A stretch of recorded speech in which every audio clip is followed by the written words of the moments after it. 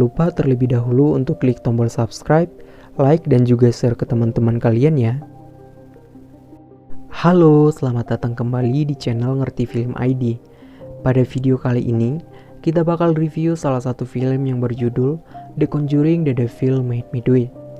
Film yang bercerita tentang eksorsisme yang dilakukan oleh Ed dan Lauren kepada seorang anak yang bernama Ernie. Film ini diangkat dari kisah nyata di mana Ernie dipenjara akibat pembunuhan yang dipercaya karena kerasukan setan. Berbagai upaya yang dilakukan oleh Ed dan Lauren, pengacara Ernie dan Ernie sendiri, untuk mengajukan klaim pembelaan kepada hakim atas kejadian tersebut.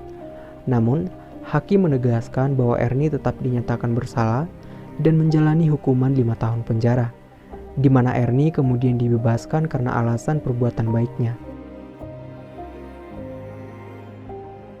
Cerita bermula dengan memperlihatkan keadaan rumah yang berantakan serta sekumpulan orang yang sedang berdoa untuk melakukan pengusiran setan terhadap David yang masih berusia 8 tahun. Kemudian David dibawa ke kamarnya untuk istirahat oleh Ernie atau kakak ipar dari David sendiri, sambil menunggu Father Gordon untuk melanjutkan eksorsisme. Selang beberapa waktu setelah David tidur, dia kembali diganggu dengan mengetok-ngetok pintu dan membuat keributan. David kembali kerasukan dan berteriak yang membuat seisi rumah naik ke atas untuk melihat keadaannya. Namun sayang, ayahnya malah ditikam menggunakan pecahan kaca yang ada di kamar mandi. Keadaan semakin ricuh hingga akhirnya David dibawa ke bawah untuk melakukan pengusiran setan. Di tengah aksi tersebut, roh yang ada dalam tubuh David justru semakin kuat, di mana Father Gordon terlempar oleh benda-benda yang berterbangan karena ulah iblis yang ada dalam tubuh David dan kemudian pingsan sehingga tidak dapat melanjutkannya. Namun Ed, Lauren, Ernie dan saudara David tetap melanjutkannya. Akan tetapi keadaan semakin memburuk, roh dalam tubuh David semakin kuat menyebabkan Ed kemudian beradu dengan roh tersebut yang menyebabkan dia dirawat di rumah sakit. Dan kemudian Ernie menolong Ed dengan menarik David dan berkata, "Leave him alone and take me," yang artinya tinggalkan dia dan ambil saya. Seketika juga David sadar dan roh tersebut pindah ke tubuh Ernie. Bagi David, ini merupakan akhir dari perjuangannya setelah berbulan-bulan melakukan eksorsisme, namun bagi Ernie ini adalah awal dari segalanya.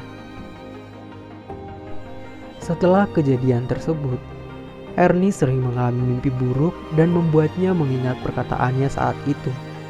Ernie tinggal bersama saudara David yaitu Debbie yang bekerja di tempat penangkaran anjing.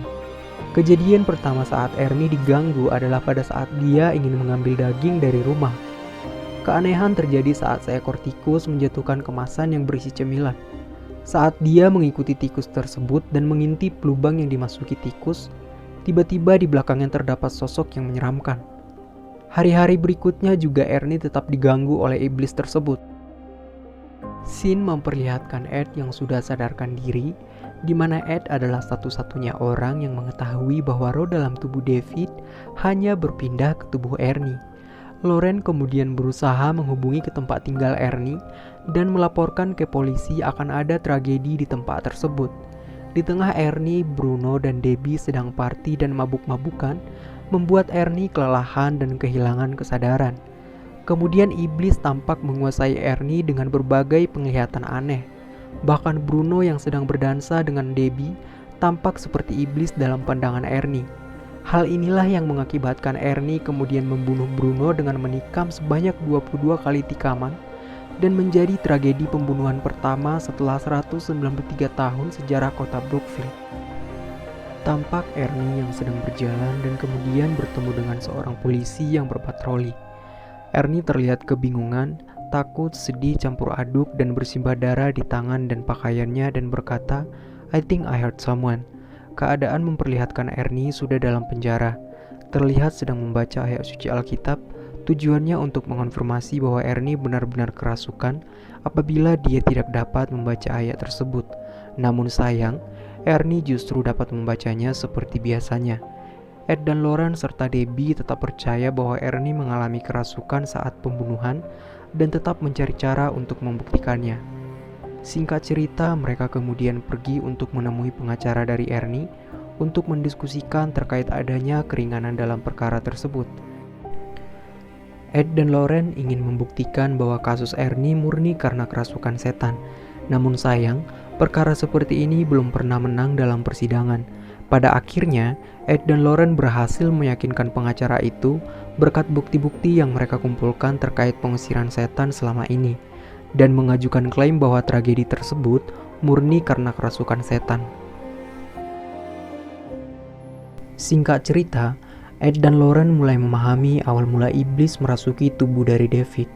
Di scene tersebut, terlihat keluarga David yang sedang berkemas menyusun barang ke rumah baru mereka. David menyusuri sepanjang rumah itu dan masuk ke sebuah kamar yang terdapat sebuah ranjang berisi air. Selang beberapa waktu, ada sosok yang muncul dari dalam ranjang dan menarik tangan David.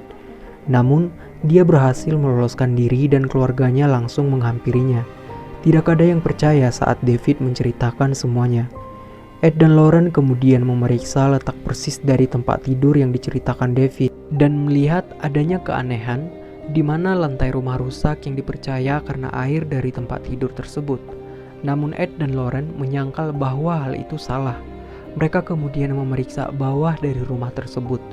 Lauren yang menyusuri sepanjang ruang kemudian menemukan kumpulan tikus dan totem penyihir persis di bawah ranjang air sebelumnya. Ed dan Lauren kemudian mencari tahu di balik benda yang mereka temukan, dan kemudian bertanya tentang benda tersebut kepada Pastor Kastner yang membantu mengekspos kultus murid-murid domba. Singkatnya, mereka menemui Pastor Kastner dan menanyakan tentang benda yang mereka temukan dengan menunjukkan foto benda tersebut. Pastor Kastner kemudian mengajak mereka ke sebuah ruangan yang ada di bawah rumahnya. Ruangan yang diisi dengan benda-benda yang dikumpulkan oleh pastor selama masih melakukan pengusiran setan. Pastor menjelaskan pengalamannya selama melakukan pengusiran setan, yaitu murid-murid domba, di mana dia mengatakan bahwa seseorang pemuja setan yang ahli bukanlah musuh yang dapat dianggap enteng. Scene kemudian memperlihatkan Ernie yang sedang membersihkan ruangan di penjara. Keanehan mulai terjadi saat Ernie ingin mengambil ember yang dia gunakan tiba-tiba terlempar, dan juga orang-orang yang di ruangan yang sebelumnya tertidur tiba-tiba berubah jadi sosok yang menyeramkan. Ernie sudah dikendalikan dan dia mengatakan bahwa iblis ada di sini, namun sayang tidak ada yang mendengarkannya. Telepon rumah Ed kemudian berdering dari rekan Ed yang melakukan pengusiran setan, di mana dia mendapatkan petunjuk yaitu kasus pembunuhan di Danvers, dan detektif tersebut pernah melihat benda yang mereka temukan sebelumnya. Singkat cerita, Ed dan Lauren kemudian pergi menemui detektif tersebut untuk menanyakan seputar kasus yang terjadi. Dijelaskan bahwa ada dua sahabat SMU yaitu Katie Lincoln dan Jessica Strong hilang 4 bulan yang lalu. Namun sayang, Katie ditemukan meninggal karena ditikam sebanyak 22 kali. Tetapi Jessica belum berhasil ditemukan. Peristiwa yang sama persis yang menimpa Bruno. Setelah mereka kemudian menggeledah rumah Jessica, detektif menemukan benda yang sama persis dengan benda yang ditemukan oleh Ed dan Lauren. Ed kemudian mengajak detektif untuk bekerja sama dan saling membantu. Namun detektif terlihat ragu dan kurang percaya terhadap mereka. Akhirnya, detektif tersebut memutuskan untuk menguji Lauren dengan menunjukkan 4 buah pisau dari kasus pembunuhan yang berbeda. Dan Lauren disuruh untuk memilih pisau yang digunakan untuk membunuh Katie. Lauren pun berhasil untuk menentukannya. Detektif akhirnya setuju untuk bekerja sama dan mengantarkan mereka ke hutan tempat kejadian pembunuhan Katie.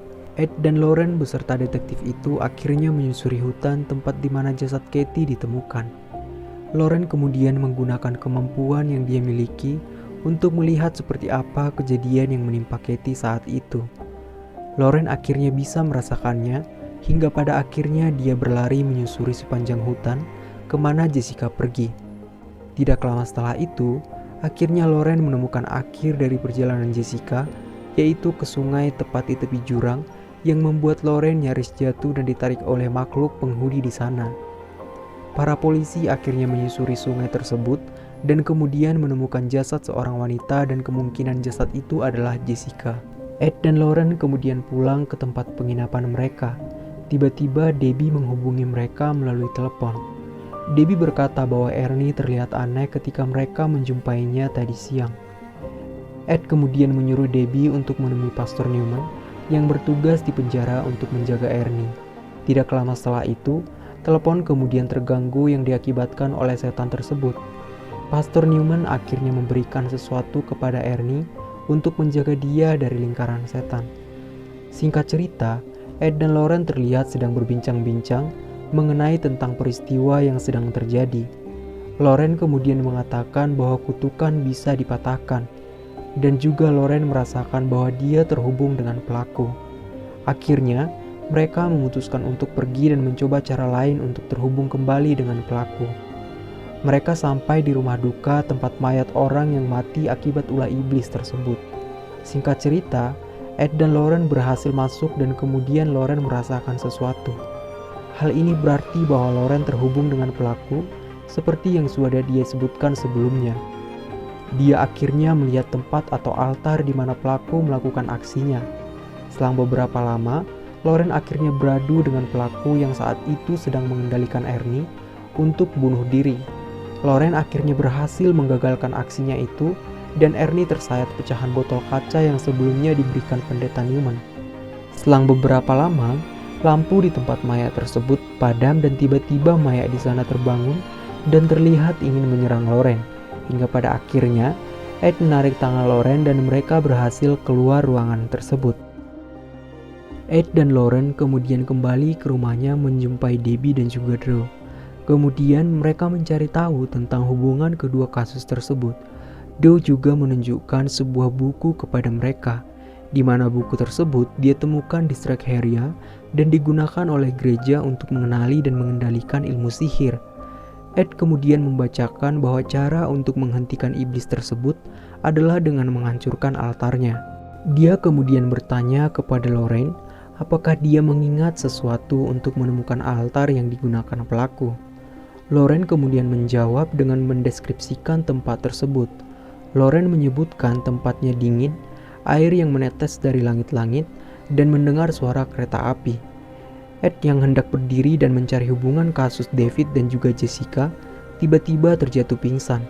Setelah Ed bangun, dia kemudian terbangun dan melihat keanehan, di mana salib yang biasanya digunakan Lauren tergeletak di bawah lantai dan dia tiba-tiba melihat pelaku dan menanyai keberadaan istrinya.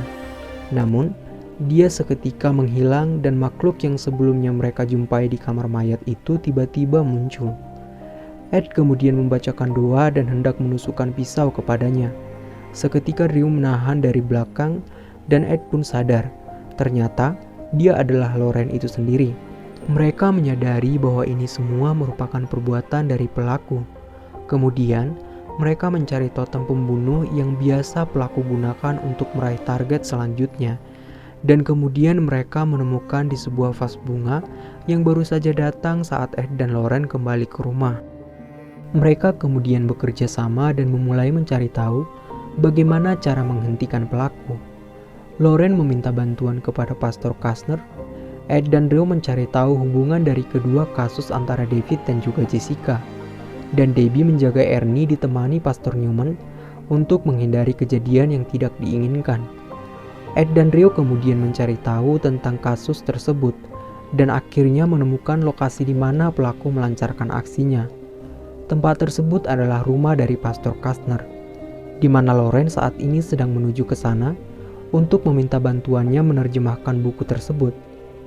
Selang beberapa lama, akhirnya Lauren sampai. Dan pastor tersebut membawa Lauren ke gudang tempat penyimpanan benda pemuja setan yang dikumpulkan selama dia menjadi pastor. Pastor tersebut menjelaskan dan mengatakan yang sebenarnya bahwa yang terjadi adalah ulah putrinya sendiri. Dan tempat yang digunakan untuk aksinya itu adalah tepat di ruang bawah tanah rumah itu. Selang beberapa lama, putri pastor itu akhirnya datang dan Lauren diminta untuk masuk ke ruang bawah tanah itu. Hingga pada akhirnya, pastor itu dibunuh oleh putrinya sendiri. Lauren kemudian menyusuri ruang bawah tanah itu dan kemudian menemukan altar yang sebelumnya dia lihat. Dia berusaha mematahkannya namun sayang tidak bisa. Lauren kemudian berlari dan dikejar oleh pelaku. Hingga pada akhirnya, Ed sampai dan masuk ke dalam setelah mendengar suara Lauren. Namun, Ed kembali dikendalikan oleh iblis yang membuatnya hampir membunuh Lauren. Ernie yang terlihat sedang dikendalikan oleh iblis, terlihat ingin membunuh dirinya sendiri menggunakan pecahan kaca yang ada dalam ruangan tersebut. Hingga pada akhirnya, Ed sadar tepat di depan altar itu dan menghancurkannya. Ernie kemudian sadar dan selamat. Ernie kemudian dihukum atas pembunuhan dengan penjara selama 5 tahun. Dan film pun selesai.